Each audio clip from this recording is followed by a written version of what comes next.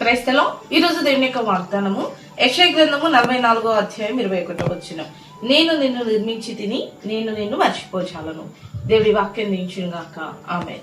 అవునండి, దేవుడు చెప్తున్న మాట ఏంటంటే నేను నిన్ను మర్చిపోచాలను. ఎందుకు దేవుడు మనల్ని మర్చిపోను అని అంటున్నాడంటే, దేవుడు వాక్యం సెలవిస్తుంది, నేను నిన్ను నిర్మించాను, నిన్ను నిర్మించిన వాడను నేను, నీ సృష్టికర్తను నేను ఎప్పుడు కూడా నిన్ను మర్చిపోను.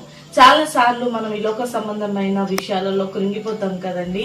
వాళ్ళు నన్ను మర్చిపోయి ఉన్నారు, నాకు చేసిన మాటను మర్చిపోయి ఉన్నారు, నాకు చేస్తానన్న సహాయాన్ని మర్చిపోయి ఉన్నారు, అసలు నన్నే వారు మర్చిపోయి ఉన్నారని నిన్ను మర్చిపోయిన వారిని బట్టి నువ్వేం చేస్తూ ఉంటావు, కృంగిపోతూ ఉంటావు. కానీ నీ సృష్టికర్త అయిన దేవుడు, నిన్ను నిర్మించిన దేవుడు, నీ జన్మకు కారణమైన దేవుడు నిన్నేమాత్రం మర్చిపోడంటండి.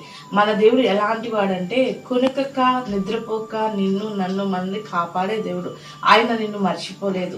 నీ శ్రమలో, నీ కష్టంలో, నీ వేదనలో, నీ యొక్క ప్రతికూల పరిస్థితిలో నీ దేవుడు నిన్ను మర్చిపోలేదు. ఆయన తప్పక నిన్ను జ్ఞాపకం చేసుకుంటున్నాడు. నిన్ను జ్ఞాపకం చేసుకున్న దేవుడు ప్రతి పరిస్థితిలో నీకు సహాయం చేస్తాడు.